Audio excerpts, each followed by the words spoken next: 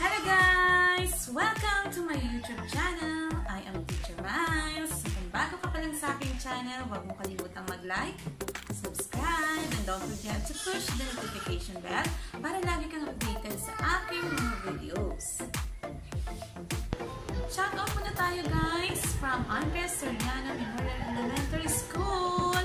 Hello mga baby girls! Yan! Nakakilala niyo yung mga yan guys. Okay, kaway-kaway naman dyan.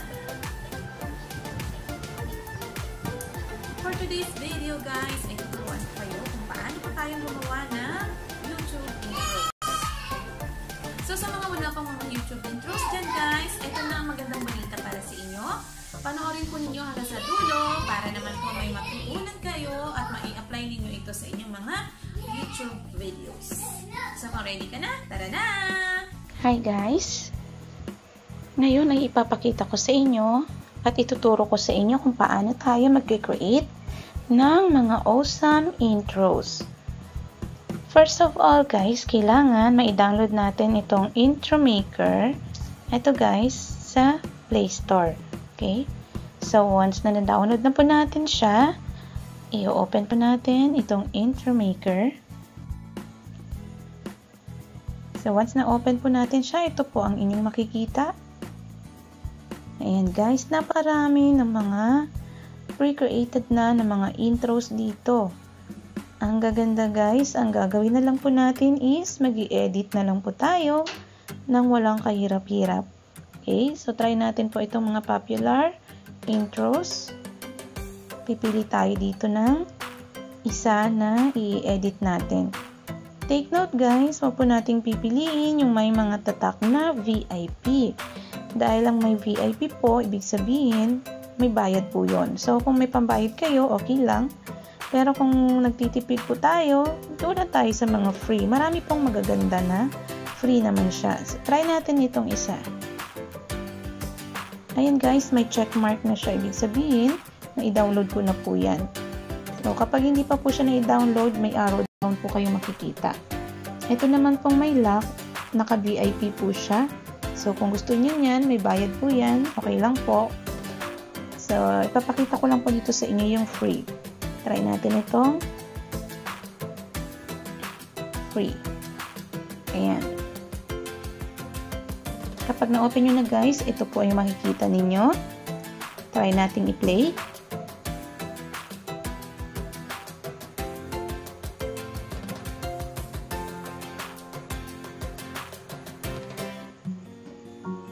Okay, so ang napapansin nyo guys, panay mga title lang ang makikita ninyo dyan. Yan po yung i-edit natin ngayon guys. Unahin natin itong papalitan ko siya ng aking YouTube channel. Check lang po yung check sa taas kung okay na. And then guys, ganyan mapapansin ninyo, pwede nyo pong i-drag yan para makita ninyo yung buong word. Ayan. Pwede nyo naman pong palitan yung mga font guys. Ito makikita ninyo dito sa ibaba. Ang daming magagandang mga font.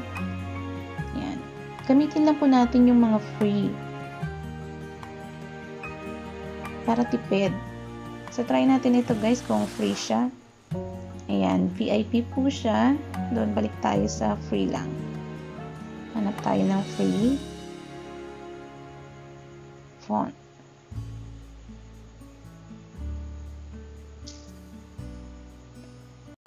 Ayan guys, so free siya. Next, proceed tayo dito sa pangalawa. Lagyan natin ng like and share. Kasi yan naman lagi hinihingi natin sa mga watchers natin, di ba? Like and share. Drag ulit guys para kumasya. And then palit tayo ng font. Yan. So pag once na VIP guys, pag in-exit natin, pinapalitan nila ng free lang na font. So ayan guys, free siya guys. Yan yung ipapagamit niya. Pwede naman nating palitan basta free lang. Next, subscribe.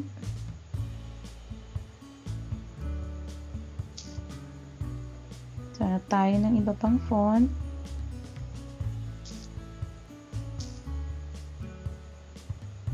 VIP siya. Ayan. So, okay na yun guys. So, dito naman sa picture,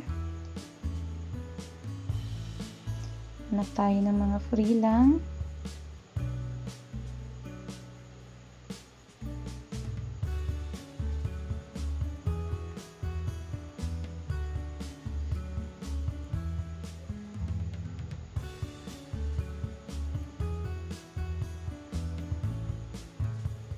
So, dito guys, ang dami yung pagpipilian. Yan. Okay. So, explore nyo lang ito guys. Wala namang mawawala kung i-explore ninyo siya. Okay. So, back tayo. Pwede po tayo mag-insert ng picture dito. Yan. Click lang po natin yung plus sign para makapag-add tayo ng customize natin ng mga pictures. So, pipili ako ng aking watermark para may branding. Yan. Check lang po. Proceed. Ito na siya guys. Okay. Pwede nyong i-drag para mas lumaki siya. Mas ma-notice ng ating mga viewers. Kung okay na, click nyo lang yung done.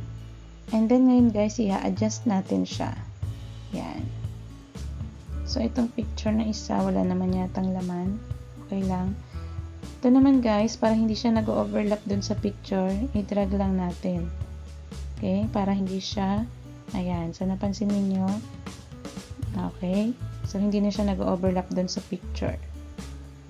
Okay, ito naman isa, para hindi siya mag-overlap sa ating channel. Okay, so try natin guys, play natin.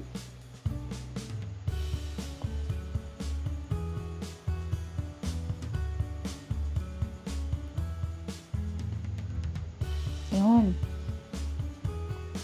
Ayan. So, may kulang pa tayo guys, yung ating music. Don't worry guys, dito guys, ang dami nating mga music na pagpipilian na less ang ating worry para sa copyright claim. So, click natin ang music. Yan. Depende po sa mga mood ninyo. Ang daming pagpipilian guys at ang gaganda. So, dito tayo sa intro. Yan. May mga plus sign na po yan, ibig sabihin na i-download ko na po siya. Yung mga arrow down, ibig sabihin hindi pa na i-download. Pwede nyo i-download yan guys. So, try natin itong unang music, i-add natin. Pwede nyo pong i-click yung fade in, yung fade out. So, nasa sa inyo po yan. And then, check. So, try natin guys.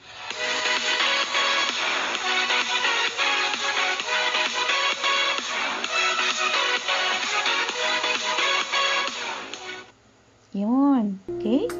So, kung sa tingin niyo guys ay okay na, click niyo yung check sa itaas. Stay free tayo. Yan.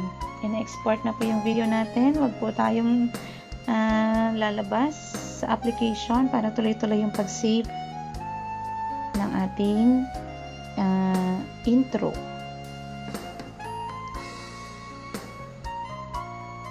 So, ayan guys, kapag na-close nyo lang po yung mga ads na yan, kapag okay na, pwede nyo na po itong i-merge doon sa ating mga videos para magkaroon na po tayo ng mga intros natin.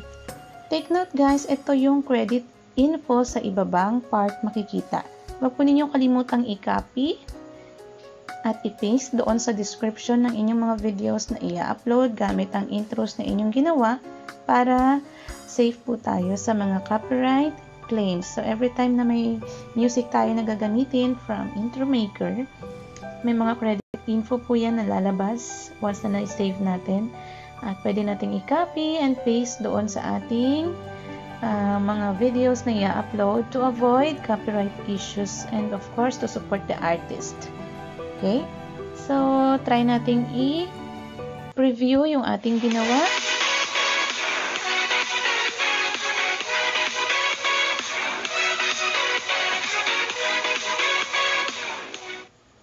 Yun guys, ganun lang kadali. So that's all for today guys. Sana naman ay meron kayong natutunan. At kung nagustuhan ninyo ang ating tutorial, huwag po ninyong kalimutang mag-comment down below sa ating comment section. And that's all for today guys. Thank you for watching. Bye-bye!